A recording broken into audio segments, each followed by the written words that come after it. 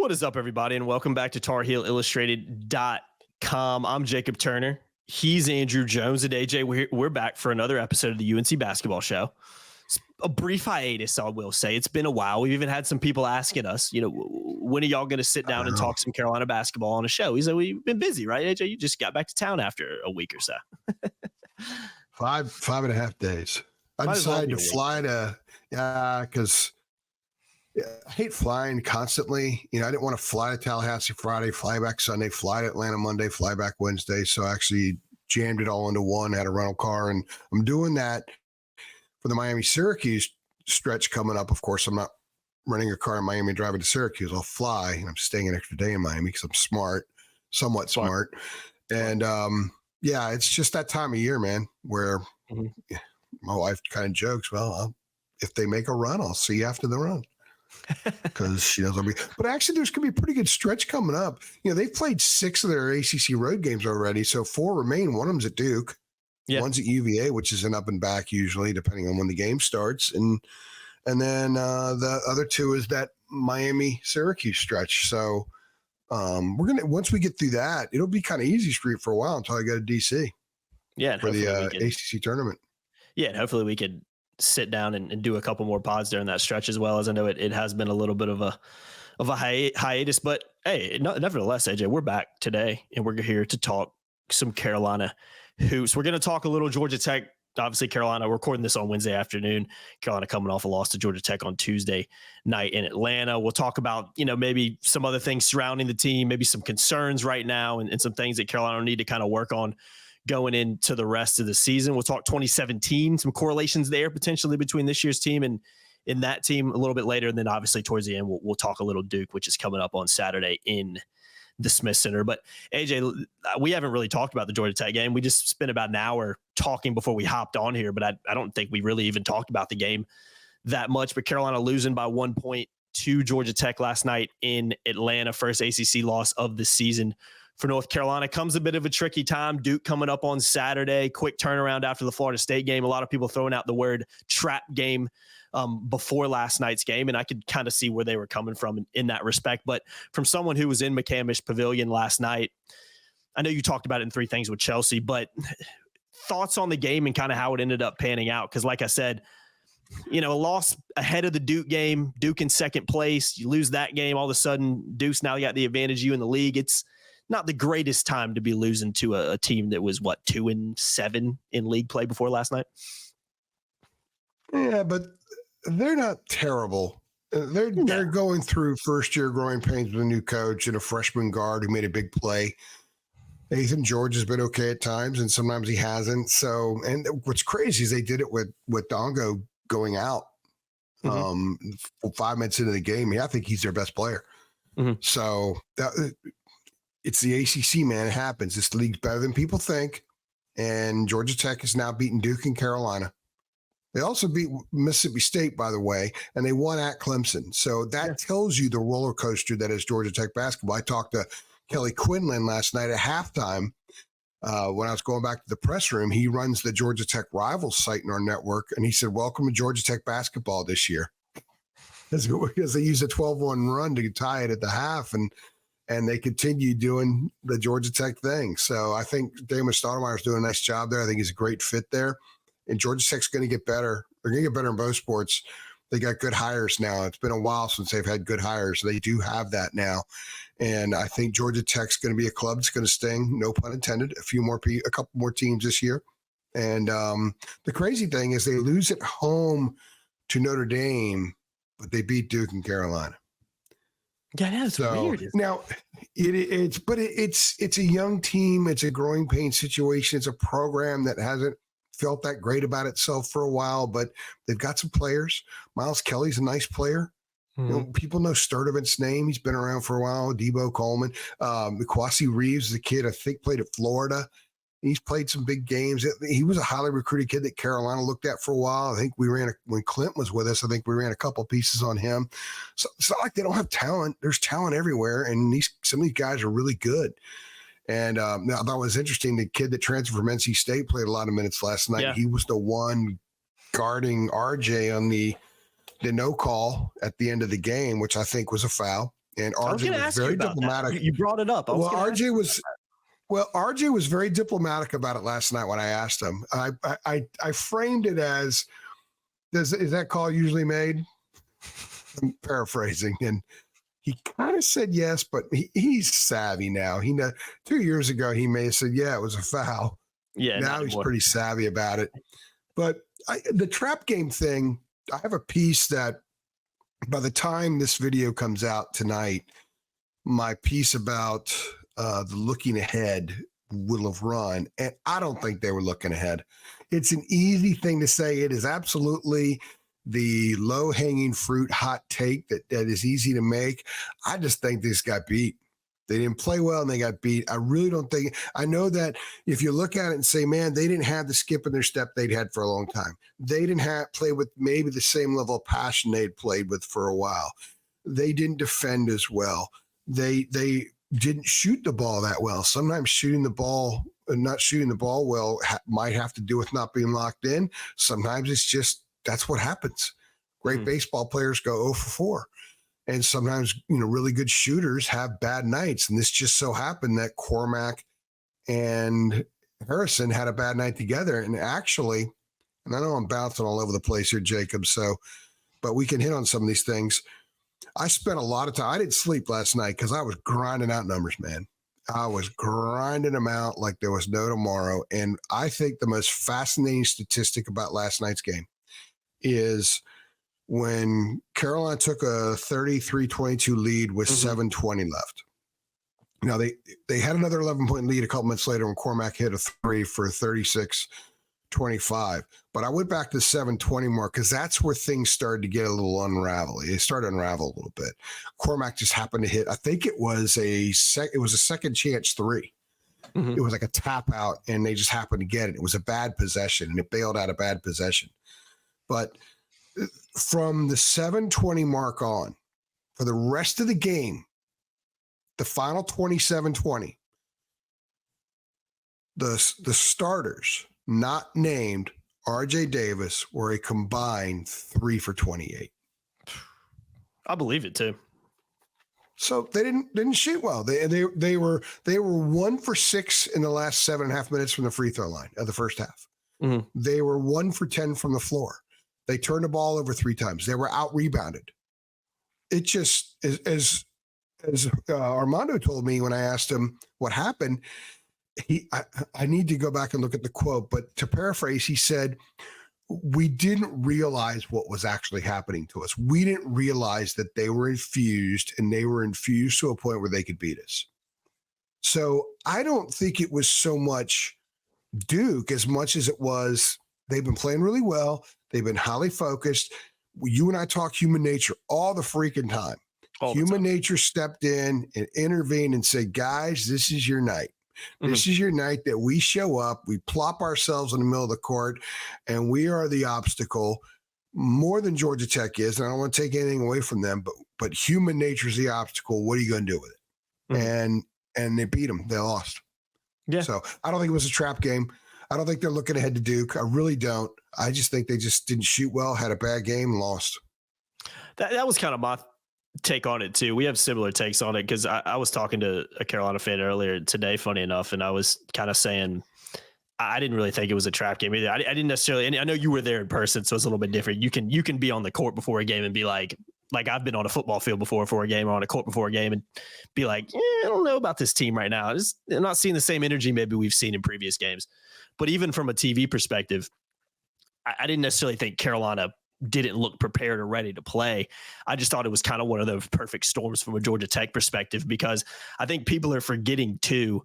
I thought Georgia Tech, especially at times last night, played out of its skin offensively. I know they're a decent team, but the fact of the matter is when you look at their overall record, you look at their record in ACC play, it shows me that they don't do this very often where they're hitting shots like they were, especially threes. I mean, Sturdivant came to the game averaging 8 points a game. He finished easily in double figures, had more than 8 in the first half, I believe.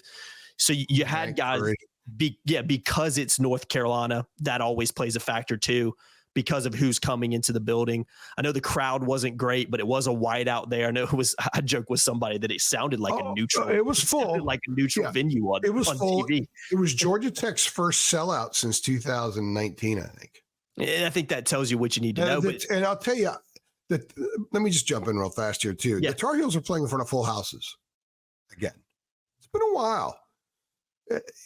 I told you before, I've covered Duke and Carolina on the road a lot before. And there was that transition period early in my career when Carolina had to go through some rocky stretches as they moved from Dean to ultimately to Roy. And that was when Duke was really rolling. And the Blue Devils would have these great crowds when they went on the road, full houses. It would be an event. But I've noticed this year, Jacob, that when Carolina shows up, it's an event. Mm-hmm. It was an event at Pittsburgh, even though it wasn't full, and partly wasn't full because the students weren't back in. It was the day after New Year's Day. It was kind of a weird time. And Carolina wasn't really rolling just yet, but it was a really good crowd. It was about 1,000 shy of full house. And then it's been full everywhere else. I know people were debating with me about Florida State. I was in the building. It was just that section behind Carolina's bench. That was it. But the rest of it was full and was really loud at times. Now, last night, it was full, and the Georgia Tech fans were pretty good at making noise, but so were the Carolina fans. And I would venture to guess that it was about 60-40. I believe that. Maybe 65-35, but where we were sitting, we're press row there is kind of like the Abe Lincoln box, at Ford's Theater. It is. Probably a bad thing none of us got anyway. Other than that, Mrs. Lincoln, how was the play? But it's kind of like an Abe Lincoln box up there, and it's an interesting angle to see the game, and I like it once every year or every other year. And there were fans like on both sides. They were almost all Carolina fans. It sounded like it on TV. I mean, it really almost did. All like where we were. So there were. I mean, I had people say stuff like, "Hey, AJ, Tar Heel Illustrated," stuff like that. Like at a road game where it was a lot because it was just kind of everywhere you looked. There were kids wearing Hansbrough jerseys and Jordan jerseys. I saw a little kid about 10 years old wearing a Phil Ford jersey, which I thought was really cool. So there was a Walter Davis jersey I saw, which was great. I love stuff like that. Yeah, so, cool. But it was a good environment. It kind of felt like a second round game, an NCAA second round game where the higher seed is playing a team that's 50 miles from home, campus, one of those kind of deals. So that was a lot of fun. It was a good atmosphere for them to be in. I think for some of the guys to see the Carolina turnout, and there have been good turnouts everywhere they've gone. Hubert has said he wants the guys to have a real Carolina experience. This team's having that. Harrison Ingram is just amazed at everywhere they go in the league. It's like, well, this ain't the Pac-12. Arizona had great atmospheres. Oregon was pretty good. Pauley, if it was a really big game, and UCLA was really good. But there's not a lot of places in that league. Utah would be pretty good if they're pretty good. It would be a good environment if they have a pretty good team. Other than that, I mean, this league is a different animal, and he's seeing that. And he thinks it's great. He talks about it after every road game. He says, boy, this is great. Yeah. We're having a blast. Yeah. And they're an event. So I think it's good. And I think being the event and getting teams charged up to play you like they had for years before and like they certainly do for Duke, I think it was good for them. You want to go to North Carolina, that chest matters, that color matters. They're getting the experience, and they're going to be better for it once they get into March. So I've read a lot of stuff. There's two schools of thought. People are pissed off, and they're blaming Hubert, and they think he drew up a terrible play at the end, which I thought was a great play. It worked in a lot of ways. At all. It was a great play. It was a great play. We haven't seen that play before, and it was a great play, and it basically worked. It just didn't come through as they wanted it to. And then people are like, look, it's just one game, guys. Pump the brakes. Let's chill out. Let's see what happens Saturday. So I think they'll be fine. I have another piece coming out probably Thursday about how I think that this game and this loss at this time kind of helps them insulate some before Duke. That no one's talking about undefeated in league play anymore. No one's talking about a long winning streak. No one's talking about any of that kind of stuff right now. They got to win a game so they can maintain their lead in the ACC. They're playing the big time rival, and they have to find out, take a lot of snapshots of what happened Tuesday and say, okay, these are very correctable things. We must guard against this happening again. Mm-hmm. And so they can insulate and make the next few days be completely about themselves. Don't worry about Duke. You'll scout them. You'll do all that stuff. You'll do the A's, B's, and C's, but you've got to focus on you. And they weren't as great against FSU, and they weren't always great against BC. So the last 3 road games, they trailed FSU at the half, right? Yep. I can't remember. BC seems like 6 years ago at this point, but they weren't great in the first half there either. So they've come back down, maybe a pinch. So this is good. Sometimes having what happened is the best thing ultimately that happens to a club. It happened to 17, it happened to 9. Those were really good teams that won titles, and they had those moments in the early in conference play that fans were wondering, Roy's over the hill. Maybe Tyler Hansbrough will never win one, that kind of crap. Mm-hmm. And obviously all that stuff was not true. Yeah, and let's talk about 2017 comparison real quick before we, dive into more specifics with this team. The reason we're bringing it up really is because it's been talked about a lot on Twitter since last night. I even see Joel Berry responded to some tweets, with people, saying, well, I wonder how, this year didn't turn out too bad. And be like, yeah, Joel Berry kind of saying, yeah, I mean, it happens in league play, and, we ended up being fine.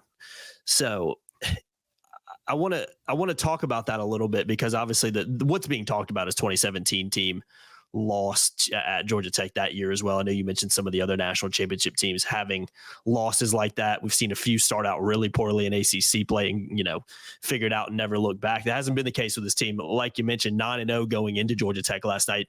It's their first loss since December 17th in general, but it's their first loss in ACC play overall. So, and it's kind of a cliche thing that's said, AJ, and a lot of cliches are born in truth. I'm not sure if I really believe it. I think I believe it more than I don't believe it. I'll put it that way. But you talked about it a second, Coach. Sometimes it's good to lose a game to a team you shouldn't lose a game to when you're flying as high as Carolina has been. I know the performances haven't necessarily been vintage over the last couple of weeks, especially on the road. Florida State, you mentioned. But Carolina was winning basketball games, holding their opponents to less than 70 or fewer points. Wasn't the case last night. Give up 74 to Georgia Tech and lose the game. But I think losing a game like that, like you mentioned, can kind of reinvigorate a team a little bit, can kind of bring everybody back in house and say, hey, we got to refocus a little bit again. We didn't show up like we needed to. That's kind of what the players said. We weren't, we were overlooking Georgia Tech, but we should have and could have played better against Georgia Tech on Tuesday night. Let's regroup ahead of Duke and not lose that focus again going into the rest of the year. So I think in a lot of ways, why people are bringing up 2017 is, hey, it's not the end of the world if good teams build on this and don't let things like this happen again, especially in March. So I just wanted to draw that comparison because it's being talked about a lot.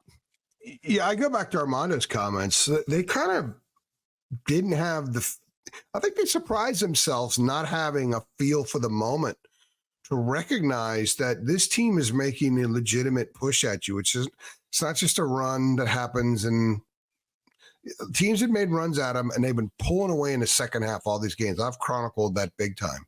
Mm-hmm. Didn't do it here. And sometimes you get to the point where you just think it's going to happen. I don't care how dialed in you are. I don't care how focused you are. I don't care how great the culture is or how mentally tough you are. When it happens over and over and over, you start to sort of expect it to happen. And every once in a while, you need a hard reminder that you did all those things because you took care of all the basics and you recognized the run. You rose up, you bowed up like you would in football and defense. You put a stop to it and you created a run for yourself. They didn't do it last night. So I think that's a good, healthy reminder. And it's a healthy reminder that ultimately is not going to affect their season, because that's not going to keep them from getting a number 1 seed if they take care of business moving forward. That's not going to have any effect on their national championship aspirations or adverse effect on it. It's not going to do any of that kind of stuff. It's almost if they can make it a gift, it's almost a gift. They turned the Kentucky loss into a major positive because they learned a lot of stuff. And Hubert hammered the hell out of them about defensive rebounding. And he also made some changes with their defensive approach. They stopped switching so much. Ironically, last night in that Nathan George play, he dribbled 5 times, drove on Armando. There was enough time for Armando and RJ to switch back. They didn't do it. RJ said after the game that he made some mistakes rotating. I think he got lost behind a Georgia Tech guy too. So he kind of took too long before he may have recognized that he should have switched. And by then he was lost behind a Georgia Tech player who couldn't get around. There was no way the switch was going to happen. Yeah, you want your shot blocker on a guard in that situation, but the guard's going to have the advantage. Shot blocker doesn't want to foul. He's not going to get in front of him. He's not going to impede the motion. It's sort of a straight line in a way for a kid that's used to flicking the thing up off the glass, and that's what happened. So they learned a lot from Kentucky. You don't see UConn, but more Kentucky, and I think last night will serve in that manner as well. So it's losses happen. 2017, I will never forget New Year's Day. Flying, they had a noon game, New Year's Eve, 2017 season. It was New Year's Eve, December 31st, 2016, noon game at Georgia Tech. Place was not full. It was Josh Pastner's first year. And I flew up there, Bruce was my photographer. We flew up there at like 5:30 in the morning, got on the MARTA, headed on over to the arena. They let us in at a normal time back then, not just 1 hour before tip-off. And Carolina lost. They played like crap. They lost by 12. They were horrible. I remember talking to Joel after the game. You mentioned Joel Berry. Joel will remember this to a T, but they're just like, we just didn't have it. Yeah. Sometimes you just show up and you don't have it. And I think that's what happened last night. And a month later, that club played at Miami on January 28th. It was a Saturday, and that was a game that Miami blew them out. And that was not a very good Miami team. And Carolina missed 18 of their last 19 shots to close the first half. And that was a club that was just we just didn't have it because that just happens sometimes. I think last night was like that. But they didn't. Those two teams lost those games by 11 and 12 respectively. Last night was 1 point. And let's face it, if a call's made in the end, maybe Carolina wins. Of course, Carolina put themselves in a situation where they had to hope the referee would make the right call. And Roy used to always tell his team, it's your fault.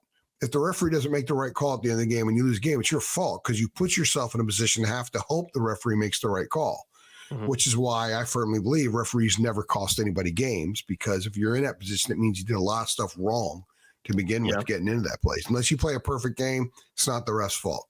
Clemson commits 4 turnovers in the last 2 minutes.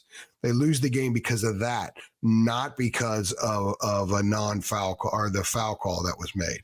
I know that had an effect on it, but you don't turn the ball over those 4 times, you get a bucket, you're not in that situation.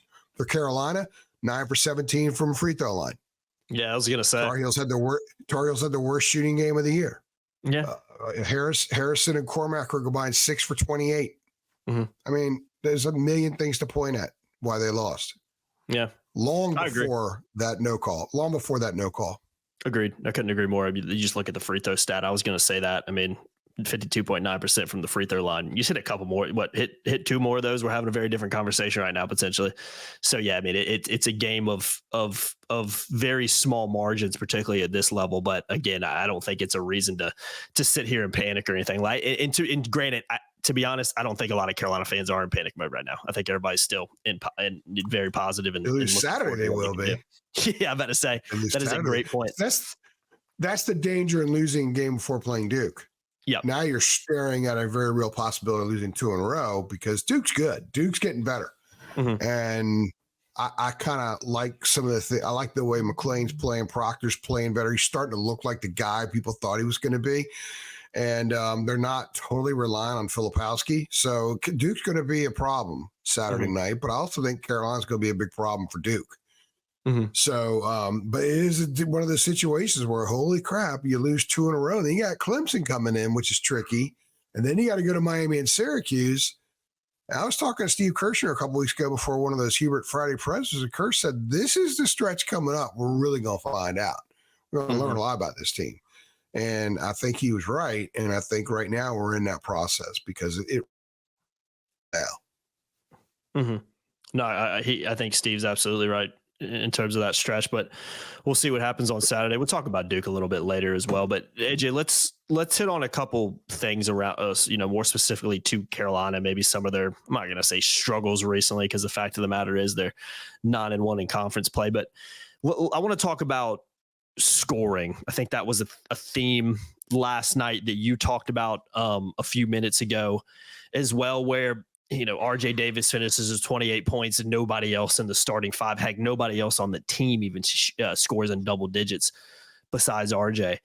I don't want to say that it feels in some ways like this team could be trending in a direction. They're not there yet, but could potentially be trending in a direction where they're relying a little bit too much offensively and scoring wise from RJ Davis, because when you look at the stats, Harrison Ingram again yesterday, 8 points, 3 for 14 from the floor. That's not good enough from a player of his ability.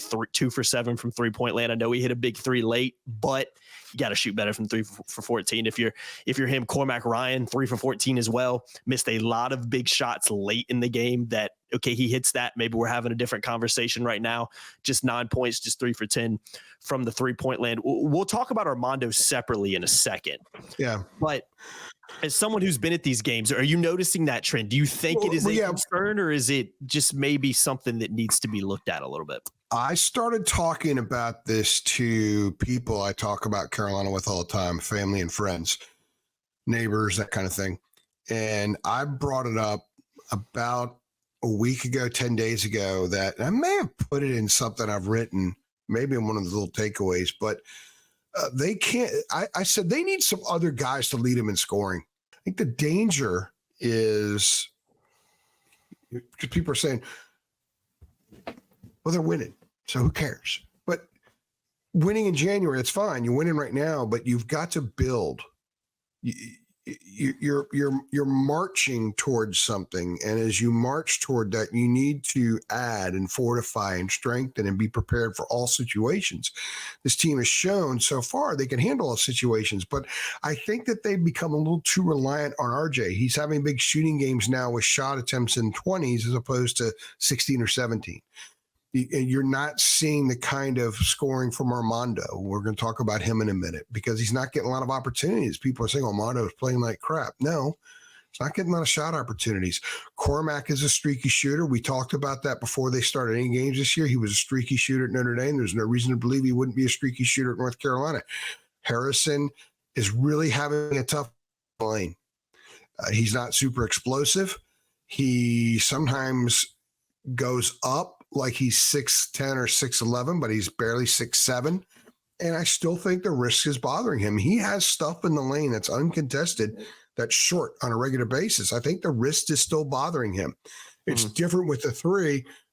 Not that there's a windup, but just so people understand, it's like the windup's not affected. His full shot that begins at your toes and works its way up through the body is not really affected. It's the stuff in the lane that's more hand, wrist, like fingertip oriented. And if think about it, if your fingertips, you've got to have a strong wrist. You got to have a healthy wrist. And he's not converting a lot of stuff. And I think it's still because of that.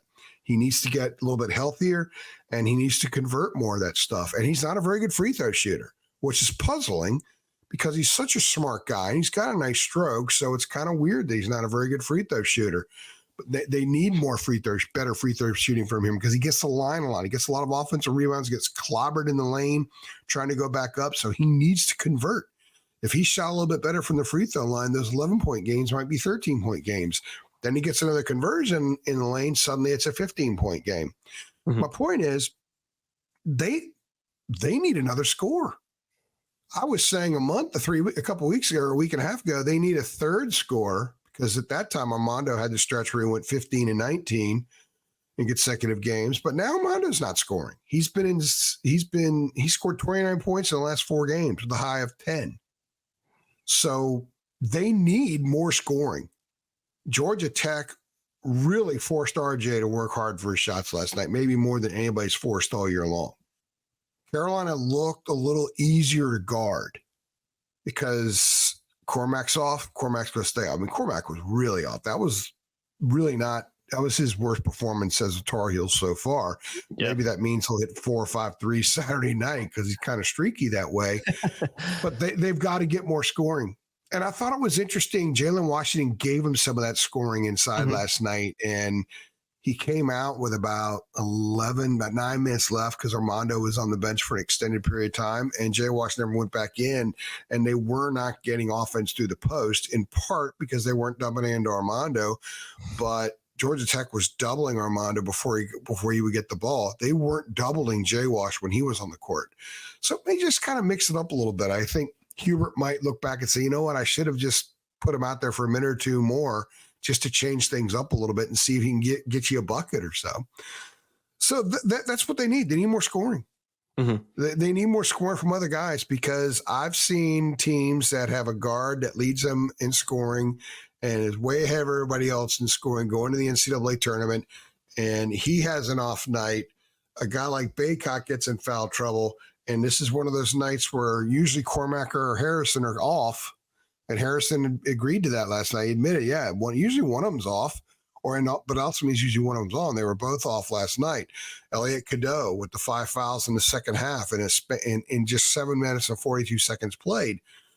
Man, there's just so much stuff that you point to. And God, if they had one other dude that hit a couple shots, they win that game. They steal it. I know. So they need more offense, Jacob. They need Cormac to be in that 13-14 range. He's got such a quick release. He can do for them some of the things that Brady did. Harrison can too. Harrison's a little slower release, but it's nice. He's got great rotation on his shot, and he gets open on the perimeter. Because I don't think guys want to be backed in from the perimeter, because he's pretty effective at doing that. So they need more scoring. I don't know how else I can say it. Seth Trimble needs to finish on transition better. He can dunk that thing. He should dunk it more than he does. He gets a little too cute with the ball, tries to do this little finger roll instead of just ramming that thing home. They're leaving points on the floor in various spots, but specifically, they need the other starters to score more. And I guess you said we were going to transition to Armando. We can focus more on Armando now.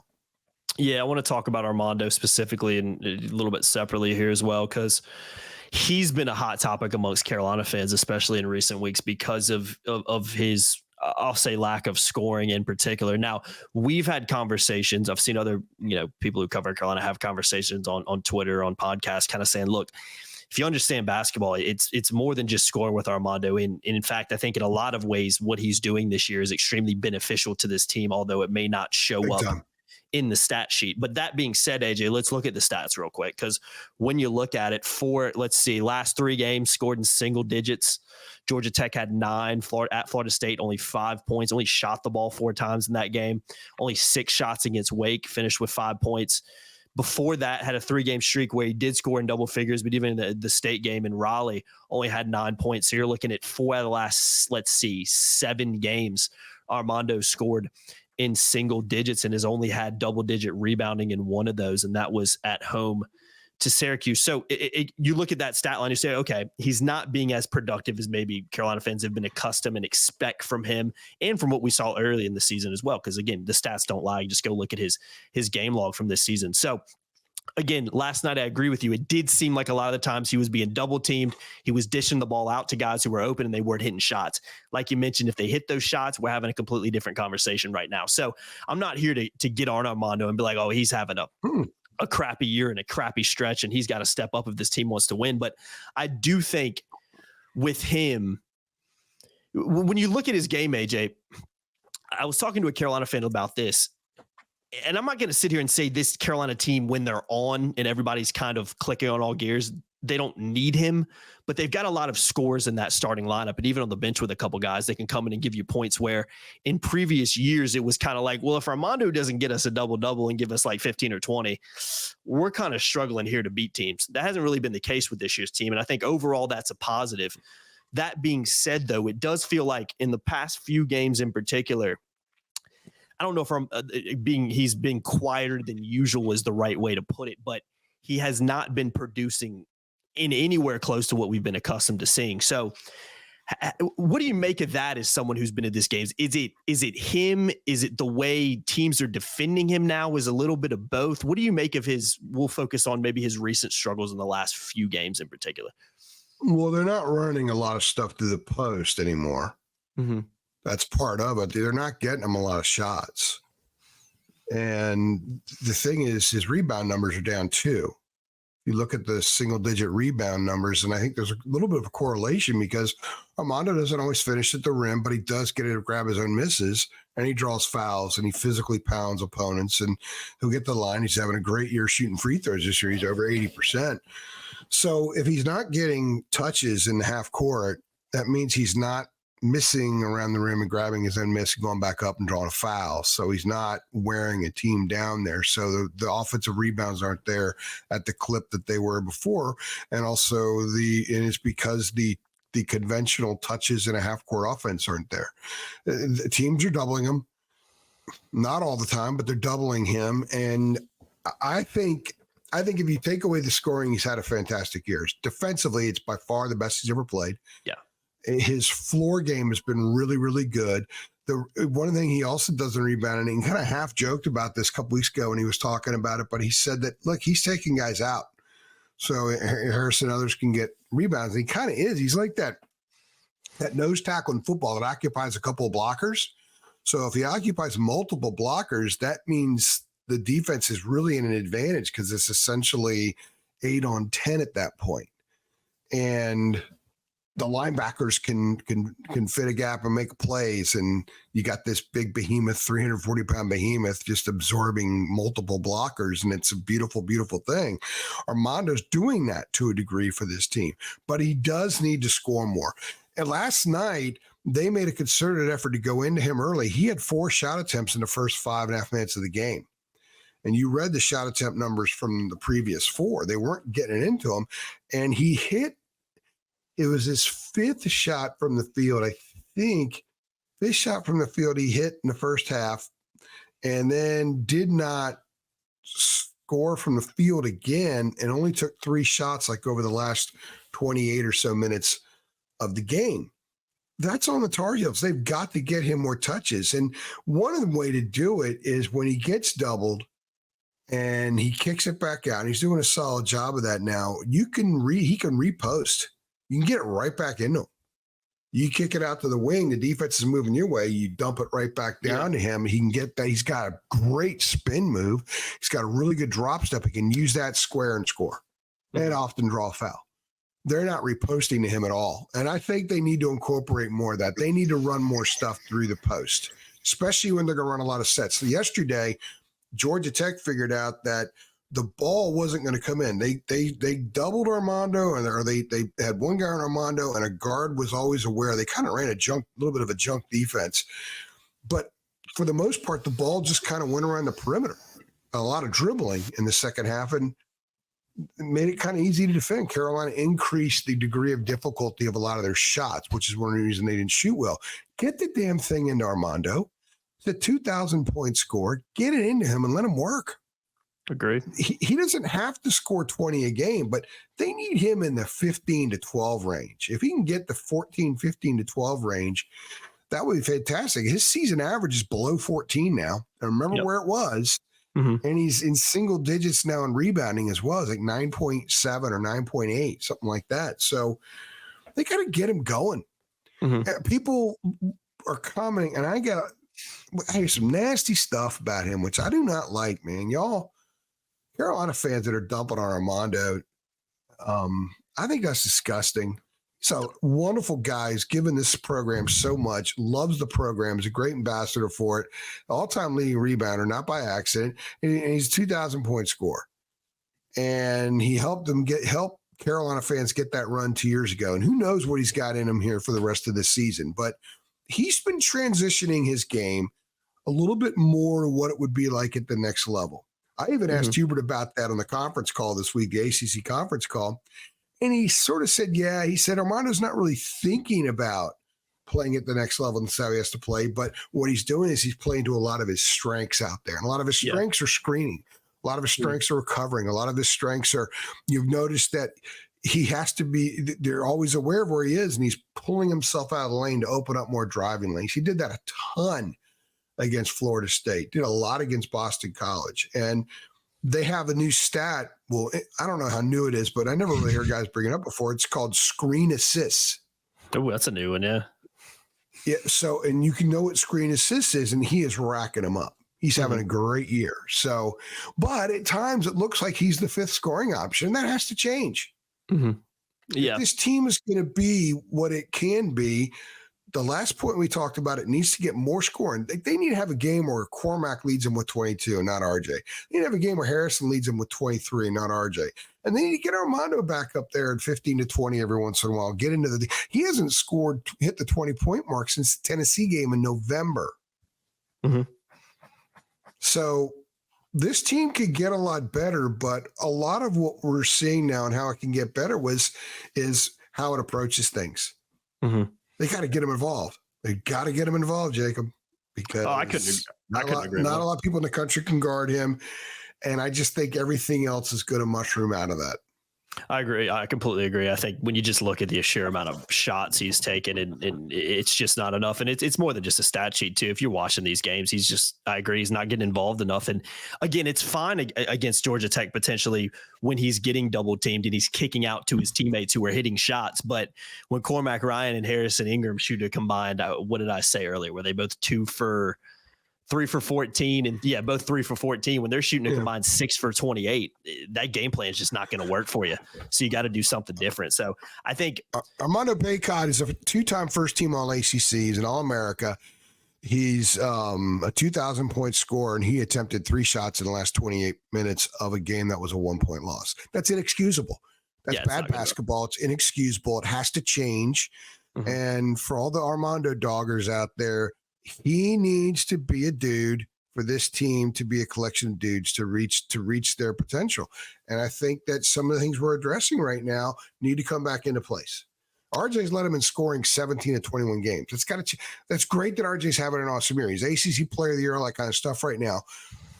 But if they play a team in the tournament that takes him out some, and RJ and Cormac and Ingram are like they were last night, and you're not getting into Harrison, you're out. Your season's over.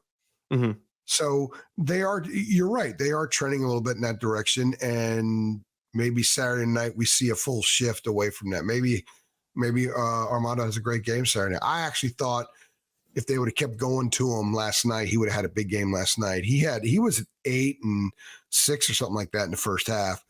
And he got pulled early in the second half because honestly, Georgia Tech had 5 offensive rebounds in the first 2.5 minutes of the second half.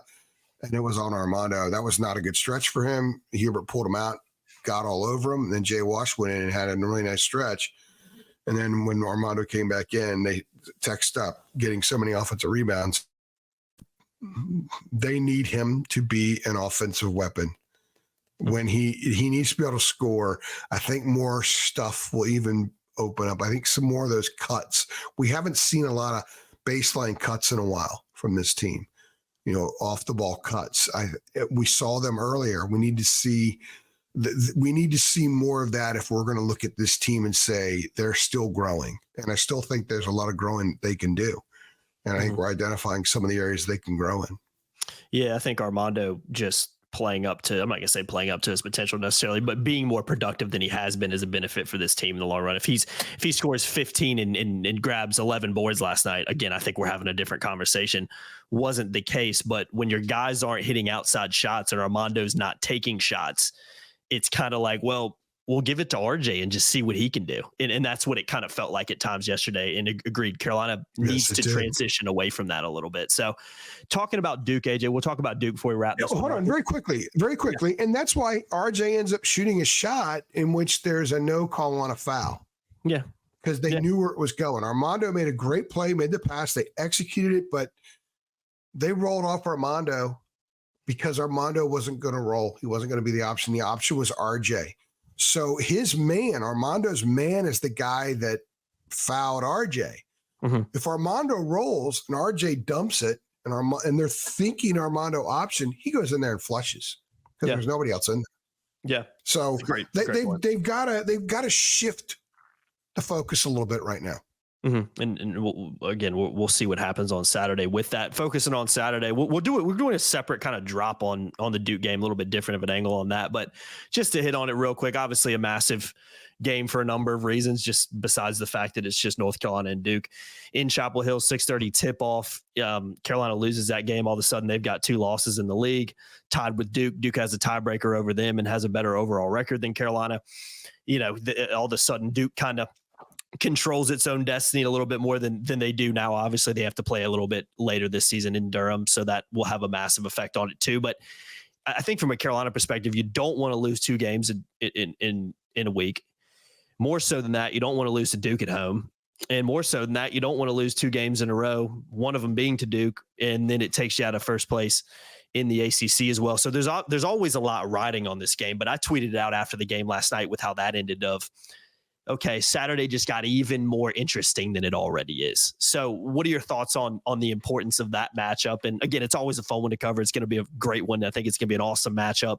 We'll talk a little bit in a separate drop about kind of two ranked teams playing in Carolina Duke for the first time in a few seasons, what that kind of means. But I think focusing on this matchup because of what happened in Atlanta last night, there's just even more riding on this game on Saturday night now. Yeah, Charlotte in the first weekend of the NCAA tournament is part of the equation, sort of down the road. But this will be the 4th game Carolina's played against a legitimate top 10 team. Yeah, they beat Tennessee at home. They lost last night too, by the way, and they lost on neutral sites to Connecticut and Kentucky. This is the next one. They're 1-2 in those games. You don't want to be 1-3 because these are young people and confidence stuff happens. So I think they need to win. They need to win. They need to have a mojo victory. They need to get that place rocking and rolling and have everybody feel really good about things when they leave. They're going to have to go back over to Durham and deal with that when they deal with that. I think they're a better team than Duke, but I think Duke's closed the gap in the last week and a half or so. I think that there's some things I really like. If Jeremy Roach is healthy, they're a different team. They've been banged up a lot. And I just watching them the other night at Virginia Tech, I thought they were going there and get beat. I did too. Desperately needed the game. And man, Padula, they made Padula look like he just picked up ball for the first time. I thought it would Duke defended well. They did a lot of nice things. And like I said earlier, Roach hitting threes and McLean has been on a roll. Proctor's been on a roll. They're a nice team, and I think they can present some issues for Carolina, but I think Carolina presents issues for them as well, and more issues, none of which that I've mentioned is the fact that they're at home. That'll help probably a little bit too, but that's never really been a huge factor in these games. These kids thrive off going into somebody else's building and what the 17 Tar Heels used to call stealing their cookies. I think the 18 and 19 Tar Heels did too. So they need to play well, need to win. There needs to be an entertaining game. It's important for the league. It's important for the Carolina program. I think a lot of kids are looking at Carolina very closely, all big-time high school prospects. And this is one of those games where they can see how Carolina plays against Duke and approaches this, because I'll pay more attention to this than they would Georgia Tech, and it could really sell them on the idea of going to North Carolina and playing for Hubert Davis. You know, how tight are things with them? How does he overcoach? Does he overcall set plays? I thought he called a little too many set plays late yesterday, and they just seem very wobbly in that sense. Or does he just let them play? Sometimes in these games, these are dudes. Just let them freaking play. Just go at it, yeah. You've coached them up. They know how to play off one another. The Tar Heels have really good two-man skills. They play well off of each other. Yeah, let that stuff just happen and let them just ball. I think that's the best approach, and I have a feeling Hubert's probably going to do that. So I'm looking forward to it. This will be my 61st, I believe, or 62nd. I'll have to add it up. I'll be there too. So it'll be fun. You'll be there too. And you've done a healthy handful of Duke Carolina games now, which is cool. Kevin will be there shooting. I'm trying to think this is probably my 5th, or I would say 5th at least, probably. Maybe 6th. I can't remember. I know I've covered one in Durham as well. Or is it 2 in Durham? I think it's just 1 in Durham. But yeah, I've been at every Duke Carolina game over the last 5 years since I've been here. At home in Chapel Hill, I've been at. So no, it's always a fun one, to say the least. Yeah, and they get a win, and they get 2 games and a loss column up on Duke again. Yeah.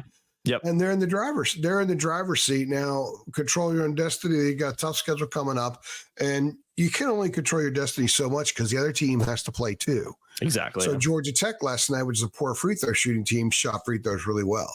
Mm-hmm. Georgia Tech was not a great 3-point shooting team, shot three-pointers really well. So Carolina couldn't control that. So there's only so much they can control. They're going to get shots. So they got to go in, insulate these couple of days, and just have their hair on fire when Duke comes in Saturday. I think it's going to be a great game. I think it's going to be something that lives up to the billing. It's going to be one of those Jay Billis, Duke and Carolina always delivers kind of games. Shulman will be great calling this thing because he's so good at calling this game. Yeah, he is. And it'll be, I think it's going to be a situation where the game may not be decided with a minute left. And the Tar Heels haven't had that much for quite some time, really, until they were in the Bahamas. They haven't had much of that. So that's where last night will come in maybe handy because they've been in those situations. Hubert's had them at that timeout with 4.6 seconds left now. Mm-hmm. He had them and then won against Kentucky too, and with 11 and a half or whatever left, and that play didn't work out either. So you chalk those up as learning experiences and apply what you've learned moving forward. And maybe they're in that scenario against Duke, and maybe this time they execute the right play and they get a W. And if so, that's growth. There are many, many forms of growth with a college basketball team. And I think that's an area that this team would, if they're in that situation again, would like to show growth in, because they're kind of 0 for 2 when they're in have the ball, chance to win or send it to overtime situations. Gotta get over that hump. Yeah, since the Bahamas. So yeah, gotta get over that. But hump. they haven't been in this situation. So close games will be good. This will be good. I can't wait for the environment. I think the Dean Dome is going to be absolutely electric. There's just a lot more juice around this team this year than there's been for a while. Yeah, so it's going to be fun. I can't wait. It's an honor and a privilege to cover this and be able to chronicle it for such amazing fans as the Carolina fans that we deal with. Yeah, it's always a fun, man. I'm really looking forward to it. Again, we'll do a separate drop. I think we're going to roll that out on Friday, I believe, talking a little bit more about a different aspect and a different angle on this weekend's game in particular. So make sure you keep it locked to Tar Heel Illustrated for that, and TarHeelIllustrated.com for all your coverage of Carolina football, basketball, and recruiting. But AJ, we can go ahead and get out of here, man. I know you're probably looking to get some sleep here soon as well. Not slept yet. Slept in about we still have to record that drop. I haven't. Yeah, well, yeah, it's been more than 24 hours, Jacob. Yeah, you're right. It's been probably about 36 now, right? At least, maybe not quite 36, but you're looking at what, 30 right now, maybe. Do I look tired? You really don't. I'll give you credit, man. You come on here and performed well. You don't look fatigued over there. Performed. Must be them 5-hour energies, right? It is a performance. Where is it? Oh, I tossed up my waste in my trash can. But I probably got a whole pile of those in the trash can. I'm starting to talk like Hubert. I tossed up my wastebasket. That's kind of thing Hubert would say. And by the way, we get a kick out of when the team is in the bonus for shooting free throws. Hubert calls it the penalty, which is what dudes called it a long time ago when I was a kid. So I'm in this room. I went in interviews yesterday, talked to the players down with the locker room, and David Stoudemire was still doing his press conference, and he referred to being in the bonus as being in the penalty as well. And I was like, yes, it's not just Hubert. Let's go ahead and get out of here. Like you said, you're getting a little tired over there. I know you need to get some sleep, and we got other stuff to do after this as well. So I've been Jacob Turner. He's been Andrew Jones. Appreciate you guys watching. As always, make sure you like the video below. Share, hit that subscribe button too, and the notification bell so you know every single time we upload, and we'll see you guys next time. Thanks.